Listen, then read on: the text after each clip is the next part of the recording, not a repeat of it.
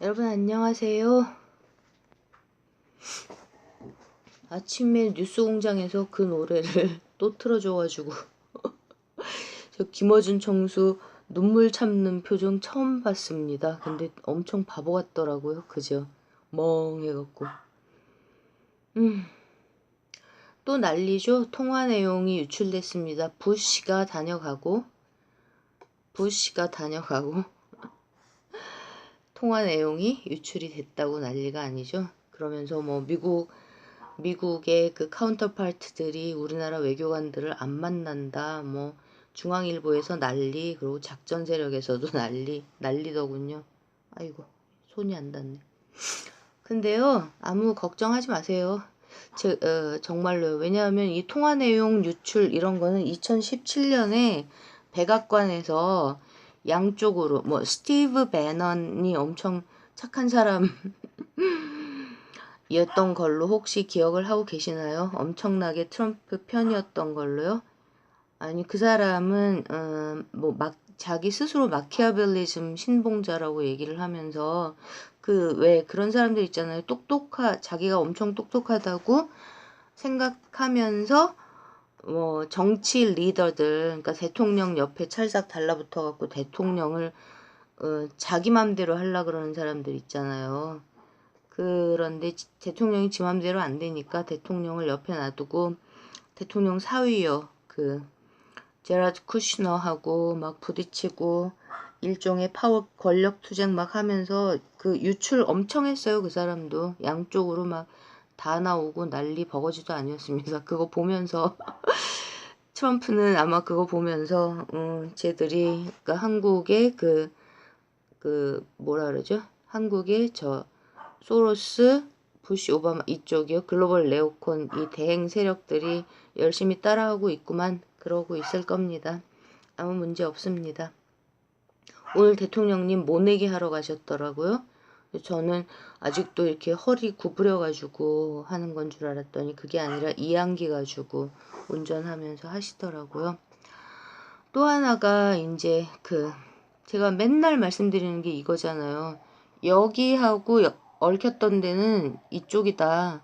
여기서부터는 관계가 없다. 이 두 분 관계가 없다. 여기하고 얽힌 게. 그래서 노무현 대통령을 김대중으로부터 해방시켜야 된다. 여기서 이제 작전 세력인가 아닌가가 확실하게 판가름 난다고 저는 근거를 갖고 확실하다고 확실하게 아까 뭐라고 얘기를 해야 되지? 확신합니다.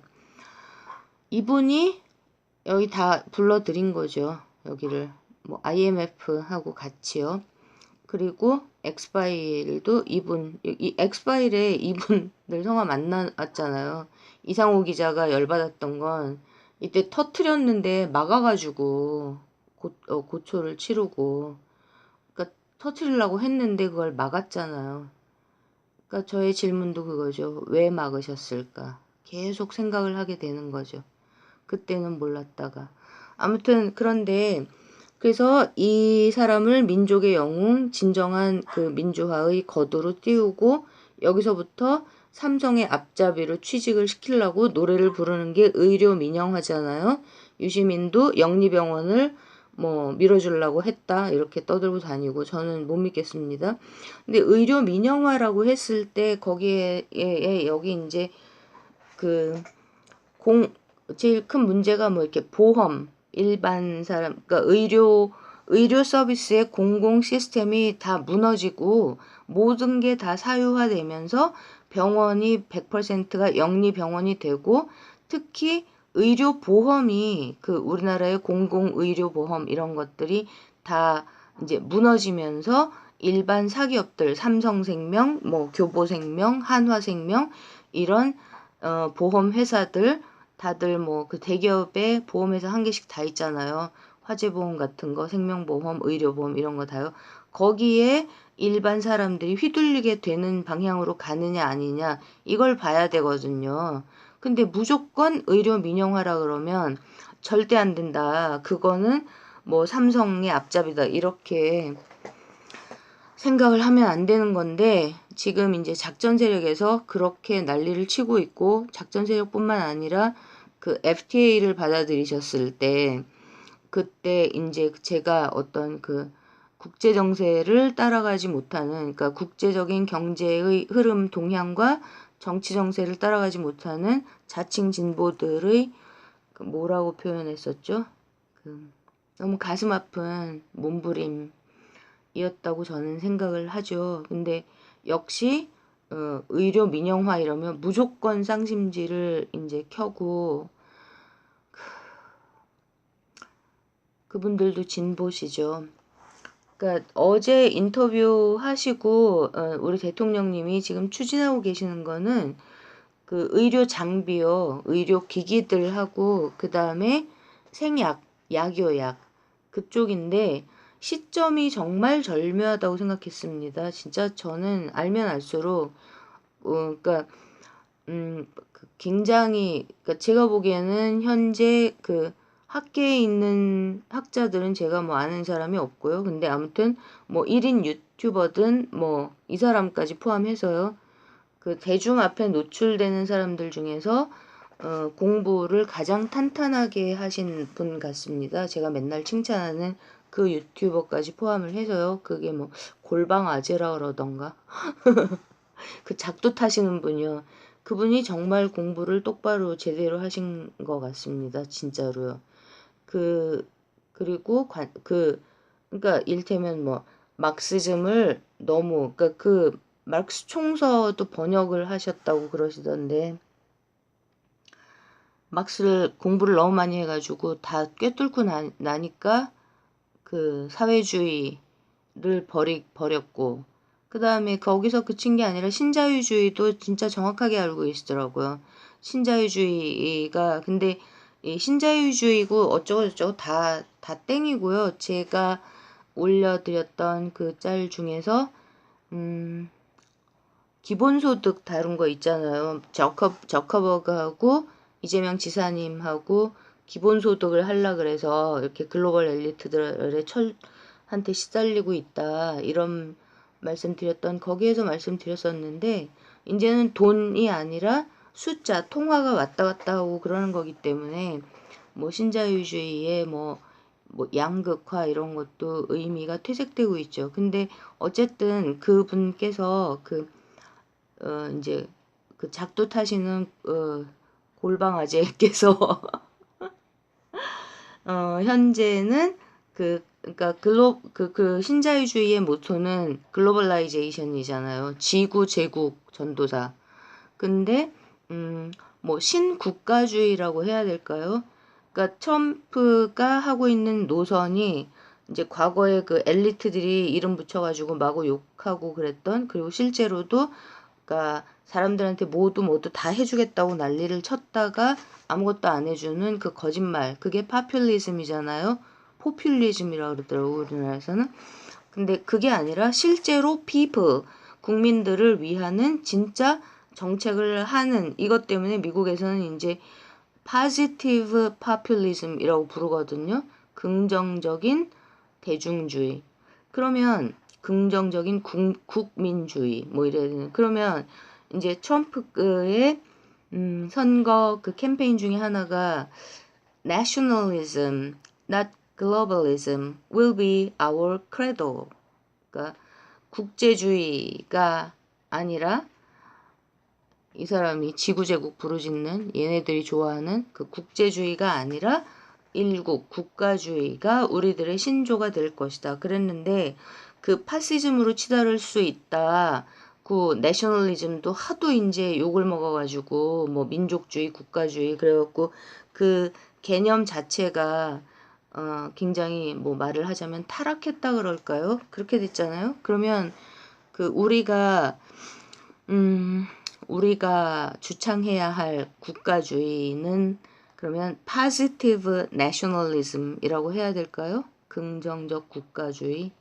뭐 아무튼 그렇게 뭐 그러니까 말씀이 죄송합니다. 삼천포로 좀 빠진 느낌인데 어쨌든 좀 모아 보면요. 그 민영화라고 해서 그러니까는 이 시장 경제, 그러니까 이분도 빨갱이가 아닙니다. 자본주의 복지국가를 추진하시는 정말 건강한 진짜 보수들이시거든요. 근데 원칙을 지키면 지킬수록 원칙이 너무나 몽땅 다 허물어져 있기 때문에, 그러니까 진보 뭐 너무 뭐 과격한 뭐 급진적 이렇게 오해를 받게 되는 이런 정말 황당하고 서글픈 상황이 돼 있는 이 속에서요. 우리 대통령님이 어제 그 의료 쪽하고 관계돼서 쭉 하신 일들은 의료기기요. 의료기기가 굉장히 비싸고 수입해야 되고 그러잖아요. 그래서 그 기계값, 뭐 MRI 이런 기계 같은 거 뭐 몇십억 주고 사와가지고 그 MRI 사진 찍으면 뭐 보험도 안 되고 막 몇십만 원씩 내야 되고 이러잖아요. 그런 것들을 그런 의료 기기들이요. 그런 것들을 혁신적으로 잘 만들어서, 그러니까 공산품이죠. 의료 공산품들. 그런 쪽을 추진하겠다는 내용이 크게 하나인 것 같고요. 제가 보기에. 그리고 또 하나가 신약품이요. 그러니까 의약품. 그러니까 의약품에서, 그러니까 근데 그 시점이 정말 절묘한 게 이재용이 능력도 없고 주제도 진짜 실력도 없고 아무 바탕 토대도 안 되는 주제에 삼성바이오를 뻥튀기를 해가지고 그걸 또 어떻게 하려고 그랬죠? 저는 굉장히 긴장했었거든요. 셀트리온이 진짜로 5천만 원 자본으로 자수성가한 쪽이잖아요. 그러니까 그걸 뭐라 그러더라? 시밀러라고 부르나요? 그 유사약품이요. 제네틱, 제네릭, 어, 이렇게 다른 특허가 있는 게 특허 기간이 끝났을 때 그거를 이제 베껴가지고 생산해내는 이쪽을 아이템으로 잡아서 특허가 끝나자마자 준비해놨던 걸 출시하면서 대기업으로 성장하고 세계 시장을 많이 시장 점유율이 굉장히 크잖아요. 근데 이재용의 이재용의 목소리까지 풀리는 시점에 이재용은 못 따라다니고 그 셀트리온 사장, 그 사람 진짜 대단한 사람인데 이름은 까먹었는데 그 어제 같이 거기 그 컨퍼런스에 참여하고 그랬더라고요. 그렇게 하면서 이제 혁신적인 그, 그 약품이라고 말씀드리면은 괜찮을 것 같습니다. 이번에는 꼭 성공했으면 좋겠습니다. 그 황우석인가? 그 사람 때문에 난리 나갖고 우리나라는 무슨 그런 엄청난 사건이 있고 나면 줄기세포 연구 자체가 아예 안 되고, 그러니까 그 무슨 멍멍이들만 복제를 하고 있던데 뭐 공룡 복제하겠다고 쇼를 하더니 아우, 그래서 줄기세포 연구도 다 뺏겼죠. 그러고 또 비트코인도 왜 그렇게 나서서 비트코인을 미국 연방준비제도가 사기업인 금융 카르텔인 것도 모르고 기가 차서 그렇게 해서 비트코인을 이렇게 도박의 대상으로 이렇게 난리를 쳐서 다 망가뜨렸을까요? 지금 미국하고 일본은 비트코인 시장이 건강하게 굉장히 확장되고 있는데요. 근데 우리가 이 신약 시장에서는 이렇게 밀리지 않고 지금 거의 전 세계 선두를 달리는 이런 내용들이 KTV 국민 방송에 많이 나와 있던데요. 그리고 우리 대통령님께서 그렇게 똑똑하시답니다. 그쪽을 너무나 핵심적인 문제들을 다 파악하고 있어서 그 셀트리온 사장 말이 건의를 드릴 게 없었다. 대통령께 다 알고 계셔서 그런 얘기도 하더라고요. 그러니까 이거 계속 보고 계셨기를 바라는데, 그러니까 요지는 그러니까 작전 세력에도 그 다음에 뭐 중앙일보도 작전 세력이죠. 뭐 통화 내용 유출됐다고 난리 났다고 하는 거랑 뭐 의료 민영화를 했다고 뭐 극자와 극우가 통하면서, 그리고 유튜브에 있는 작전 세력에서도 의료 민영화 다 내줄라 한다 어쩌고 저쩌고 노무현 때부터 시작됐다. 그 다음에 뭐 프레시안 같은 데서도 뭐 박근혜 때 했던 거랑 똑같은 거 아니냐 이런 개소리들 막 떠들고 있는데 우리가 속으면 안 된다는 거고요. 이분이 그 또 오시는 거 또 봤는데 아 저도 이제 늙어갖고 늙으면은 이렇게 막 사람을 막 미워하질 못하잖아요. 왜 그렇게 통곡을 하셨을까요, 여러분? 아주 그냥 그 휠체어에 앉으셔가지고 입을 크게 벌리고 엉엉 우셨잖아요. 그 돌아가셨을 때요. 그리고 2달 조금 더 넘게 있다가 따라가셨죠. 왜 그러셨을까요?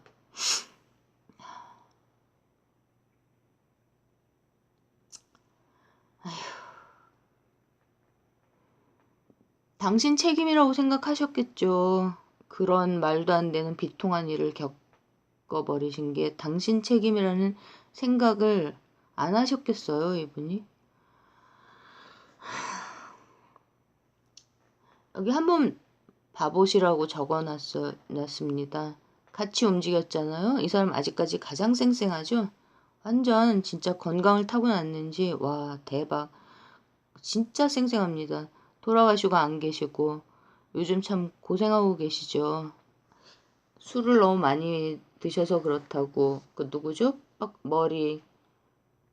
아, 또 생각 안 나네.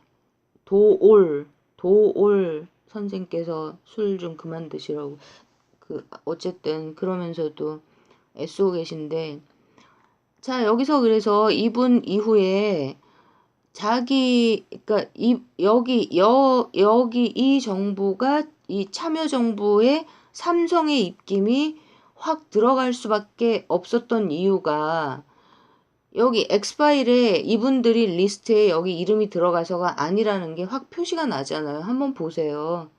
그러니까 어떤 그 정치판 속에 정말 애국적인 자기 계보가 없었던 분이시잖아요. 뭐 여기 뭐 믿을 수 있었나요? 근데 이렇게 해가지고 지금 여시제 사람들하고 뭐 이광재 뭐 이렇게 꼽아놓고 안희정은 여기 출신인데 진짜 여기 출신들 중에 타락한 1호, 2호 이렇게 됩니까? 순서상으로? 이해찬 씨는 어떻게 했어요? 여기 이겨먹으려고 왜 그러니까 계파를 형성을 하고 그러니까 국민들을 위한 그걸 하는 게 아니라 세력을 형성하면서 이겨먹으려고 이게 뭐예요, 이 사람? 기득권 1%에 속한 사람이잖아요. 같이 움직였잖아요. 이렇게요. 김근태 씨는요. 이분도 그러니까 정통 노동운동하고 그러니까 고문 때문에 참 고생 많이 하고 그러셨는데 이분도 또 이렇게 움직였잖아요. 그럼 여기하고 아예 관계가 없었을지 잘 모르겠습니다. 왜냐하면 이렇게 셋이 경기고 서울대 같은 학번인지 같이 모인다고 막 뭐라 하는 사람들도 있거든요. 거기까지 뭐 안 뒤져봤습니다. 지금 이런 지형에서 이렇게 해가지고 이쪽의 입김이 여긴 둘째 치고라도 여기 직접 들어간 건 좀 이따가 말씀드리고 이렇게 많이 쫙 다 퍼져 있고 제가 386 이때만 해도 파란색 어리잖아요. 이때 나이가 몇이에요 이때? 30대 초반이에요. 이분은 연세가 높으시니까 뭐 30대 후반쯤 되나요? 40대 초반인가요? 뭘 알아요? 예? 이때 뭘 압니까? 30몇 살짜리들이. 그 울고불고 뭐 이렇게 탄핵당했을 때 울고불고 막 그러다가 그 네 다리 들려갖고 실려나가는 임종석 얼굴 보니까 진짜 애기던데 뭘 알아요. 아는 거 아무것도 없이 그냥. 그 휘둘리기만 하고. 이런 지형에서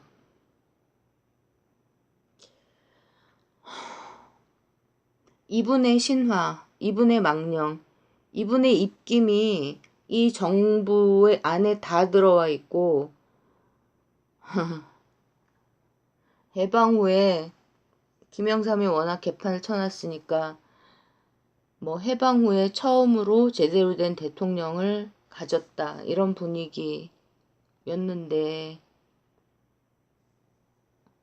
이거가 공개를 하고 싶으셨을까요? 이분 성격에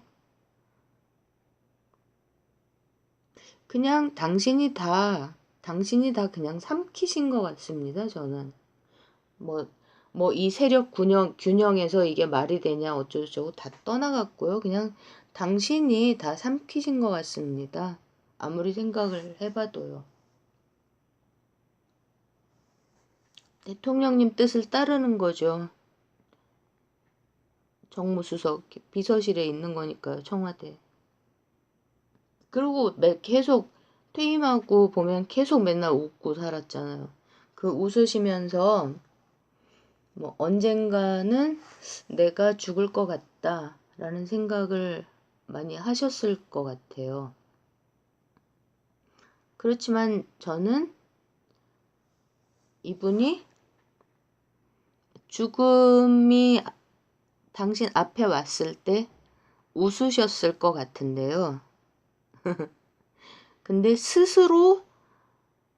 당신이 스스로 자기 자신을 죽이셨을 것 같진 않아요.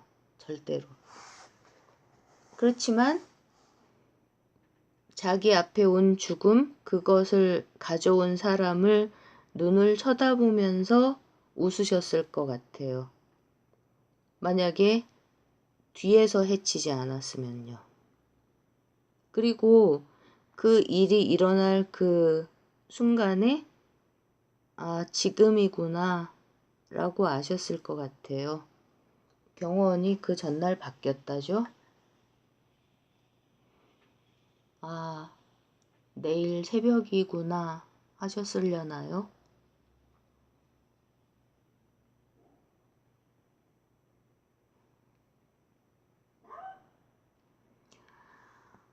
여기 빨갛게 그려놓은 이쪽이 글로벌 엘리트들과 안티 트럼프 그리고 글로벌 폭력 살상 자본 이런 쪽과 직접 연결되어 있는 곳으로 보이는 제가 맨날 노래 부르는 법륜도 같이요. 여기는 뭐 직접 연결이 돼 있는지는 모르겠지만 어쨌든 매우 건강하지 못하죠. 하늘색으로 쓸 수 있었던 386들은 지금 586이 됐는데 정치부심에서도 젊은 사람들 중에서 몇십 년 전에 학생회장하고 이랬던 것 같고 아직도 국회의원하고 4선 5선을 하면서 울거먹고 있냐 이렇게 비판하는 사람들 많다고 얘기하고 있죠. 얘기 나오더라고요. 그리고 그 뭐 이름 불러도 상관없을 것 같습니다. 어차피 저는 차단당했으니까요. 그 유재일 씨는 그거를 뭐라고 얘기하더라? 한 4살 정도 차이인데 86돌 중에서 그러니까 뭐 8, 9학번 정도까지요. 586에 들어간 이 86도 이게 8, 9학번이잖아요. 영원히 국회의원 하고 있고 그 이후에 91학번인가 90 몇 학번까지가 보좌관을 한다는데 몇십 년째 영원히 지금 보좌관을 하고 있답니다. 똥차들이 안 나가서 그렇다고 그러면서. 이 586들은 임종석은 새까만색으로 됐고 뭐 전해철은 제가 빨간색 까만색으로 같이 이렇게 해놨습니다. 예. 이렇게 완전히 뭐 학교 다닐 때만 운동하고 그 이후에는 운동권 아니었을 겁니다. 사시공부 금방 한 것 같은데 어쨌든 완전히 편입이 됐고요. 돈에 뭐 이쪽 돈이건 아니면 토건족 돈이건 다. 그 다음에 제가 이제 분명히 86 칼텔 이렇게 불리는데 여기 사람들 많이 있잖아요. 근데 뭘 하는 건지 모르겠다. 확실하게 나라 국민을 위해서 일하는 표시도 안 나고 그렇다고 뭐 엄청나게 어마무시하게 돈을 많이 벌어놓은 것 같지도 않다라고 이렇게 갈려있죠 지금.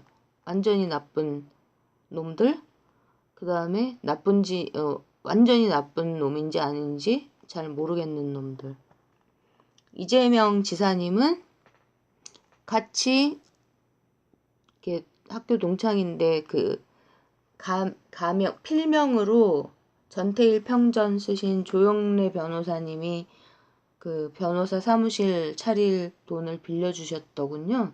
이번 재판 과정에서 얘기하시는 거 듣고 알았습니다. 500만 원 빌려주셔가지고 변호사 사무실 여셨대요. 왜 이런 분들, 문익환 목사님 이런 분들은 왜 그렇게 일찍 돌아가시는지, 살아 계셨으면 어쩌면 함부로 못 움직였을지도 모르는데요. 그죠? 변호사님 무서워서.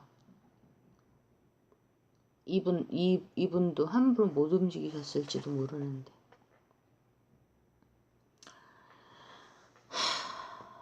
이 사람이 제일 골 때립니다. 진짜 멘탈이 강한 것 같습니다. 그러니까 이재명이 완전히 다 죽은 것처럼 계속 그렇게 나팔수 노릇을 해대더니 이제 또 유시민 찬가를 불러대더군요.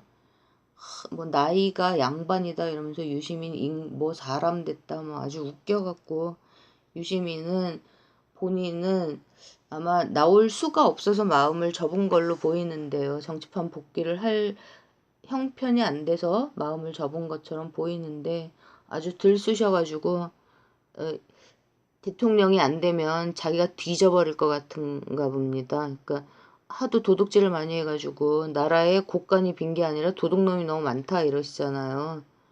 그래서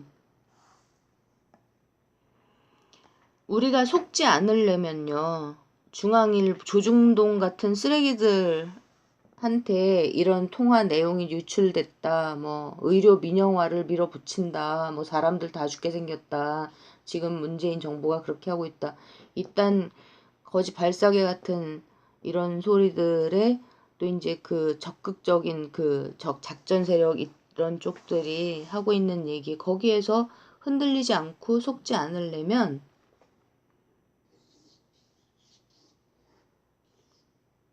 이분의 이 정말 앞을 내다보지 못했던 이분의 이 실책을, 그래서 벌어졌던 이것들을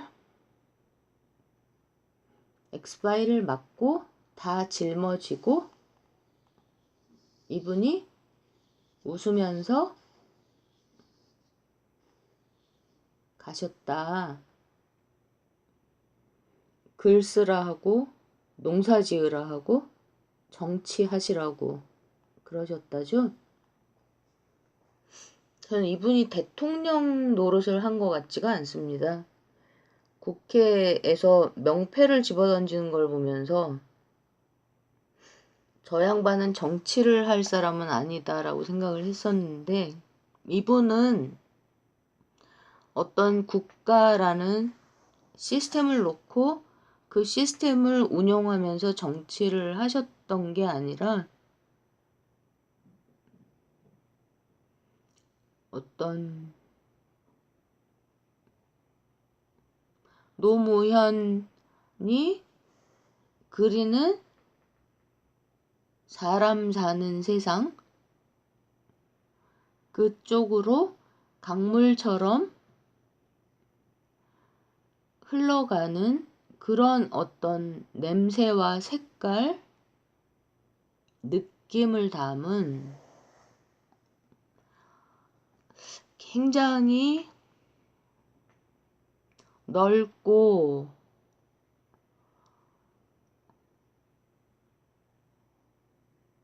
보드라운 바람을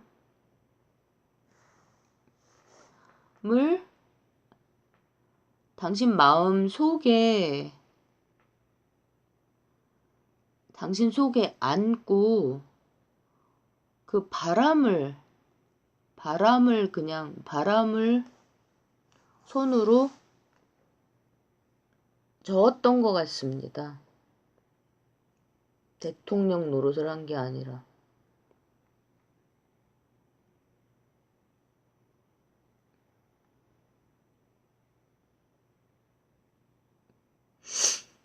그 골방 알제 작두 타시는 분하고 제가 똑같은 게 또 있더라고요. 얘기를 들으면서 이분 참 나랑 비슷하네.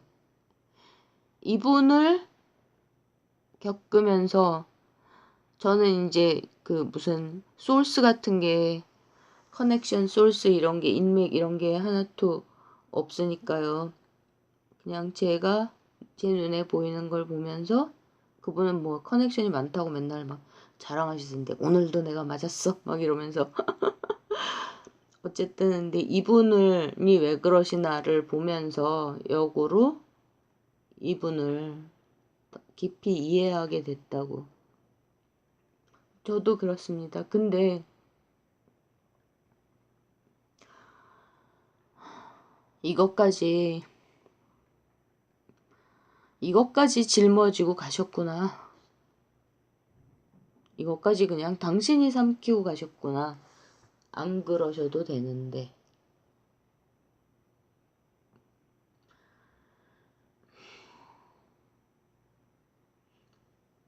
모두를 위해서 그러셨구나. 이런 생각이 오늘에서야 들더라고요.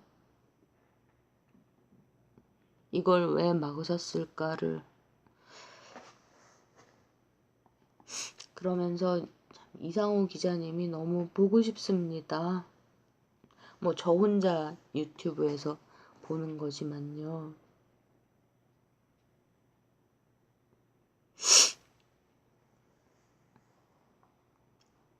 금방 또 뵐게요.